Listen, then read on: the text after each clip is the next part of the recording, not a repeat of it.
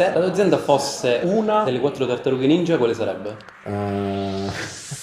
Oggi voglio condividere con te qualcosa di speciale. La storia di realtà incredibili che hanno avuto successo proprio qui nella nostra terra e che magari ancora non conosci. In cerca di consigli sono andato a spulciare alcune tra le aziende che hanno avuto davvero successo qui in diversi settori e che magari ancora non conosci. Oggi incontriamo Antonio Musumeci, fondatore di Paradigma, un covo di incredibili smanettoni che spaziano dal design allo sviluppo. Ciao, come stai? Benissimo, Bene, tu? tutto a posto. Oggi siamo ospiti tuoi Sì. e ci devi dire necessariamente chi sei e cosa fai. Sono Antonio Musumeci, uno dei fondatori di Paradigma, mi occupo della parte operation e siamo da Paradigma. Facciamoci un giro. Questo è uno spazio di lavoro, si occupano di sviluppo software, di progettazione di design, di progetti come web app, mobile app, e-commerce, website, tendenzialmente di giro per l'Italia. Chi è la tipologia di cliente? I clienti sono due tipi: startup, una fase un po' più crescita, e il secondo, grandi società, hanno magari grandi progetti, ci individuano perché seguiamo alcune tecnologie molto moderne e quindi riusciamo a fornirgli dei team e gli permettiamo di arrivare su un prodotto in poco tempo con una buona qualità. Se la tua azienda fosse una delle 4 tartarughe ninja, quale sarebbe?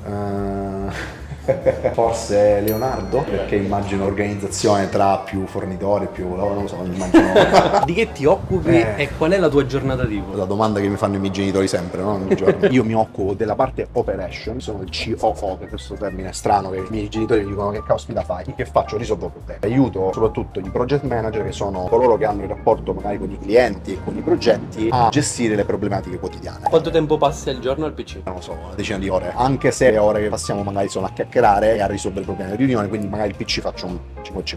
Ciò che hai studiato, il tuo percorso di studi alla fine ti è servito per quello che stai facendo? Cioè si rispecchia? Quando ero un po' più piccolino non sapevo se seguire la passione per l'informatica, mi appassiona tantissimo quel mondo, oppure andare a fare uno studio più legato alla mia parte imprenditoriale, che era un'altra delle grandi mie passioni. Alla fine ho scelto economia, ho fatto economia aziendale, qualcosina di informatica c'era anche lì, di IT eccetera eccetera, non erano proprio le mie corde, e alla fine diciamo un po' ho mollato perché ho fatto impresa. Ho cominciato a lavorare su un progetto di startup e poi diciamo ci siamo mossi per creare Paradigma. Quasi 11 anni fa siamo nati come azienda. Ho iniziato come un semplice marketer e poi pian piano ho cominciato a gestire un team, poi gestivo i progetti di questo team e pian piano sono cresciuto. Quindi devi studiare sempre, perché il nostro mondo ha bisogno sempre di formazione, di approfondimenti, di aggiornamenti, sperimentazione eccetera eccetera. Ad oggi cercate giovani nella vostra azienda? Noi cerchiamo sempre giovani. Considera che ogni anno più o meno inseriamo in azienda 15 persone, giovani programmatori che hanno fatto un percorso di studi, designer, chi ha l'attitudine verso tecnologia e impresa può magari affinare le proprie competenze come project manager. Lui è per esempio un collega della Steve Jobs che fa proprio tutta la parte di supporto ai giovani per indirizzare i ragazzi delle scuole superiori una scelta. Quindi quello che ricercate all'interno di una risorsa giovane non sono soltanto le hard skill, quelle più tecniche, anche risorse un po' più soft che riesci anche a sviluppare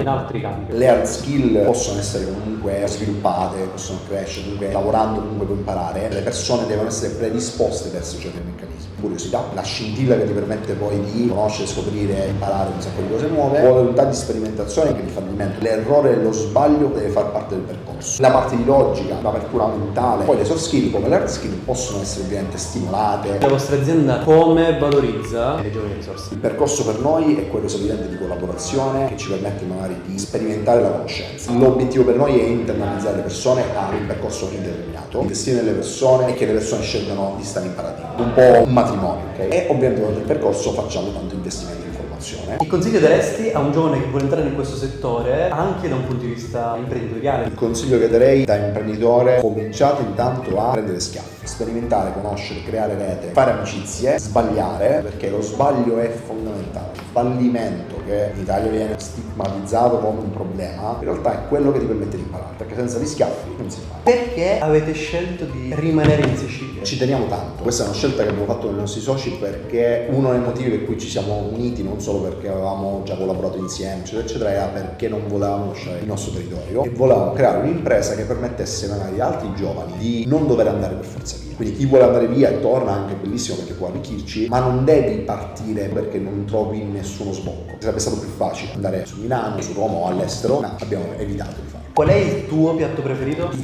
mio piatto preferito, io sono un grande mangione e mi piace anche cucinare, il risotto all'ossobuco, che fa mia mamma, che è siciliana, però non so perché mi piace un botto e quindi è uno dei miei piatti preferiti. Rinunceresti a risotto all'ossobuco o a ChatGPT? Questa è una domanda forse all'ossobuco. Come vedi il tuo settore da qui a 10 anni? Le tecnologie comunque sono sempre più quotidiane. Chiaramente ci sarà un cambiamento importante. L'intelligenza artificiale sta entrando nei meccanismi quotidiani, cioè un po' come internet è stato 25 anni fa. Non ho precisamente l'idea chiara di cosa cambierà, l'importante è che noi riusciamo a stare su quell'onda. E invece paradigma da qui a 10 anni? Allora, paradigma sia a livello territoriale, ci stiamo cominciando ad allargare su Palermo, su altre città, perché magari possiamo attrarre talenti giovani in gamba e magari acquisire nuove piccole realtà con cui collaborare. Anche sul verticale che non tocchiamo noi, qualche bella realtà grande per far crescere paradigma in maniera molto più importante. Questo non lo so, lo vedremo un po' nel futuro. Abbiamo detto tutto.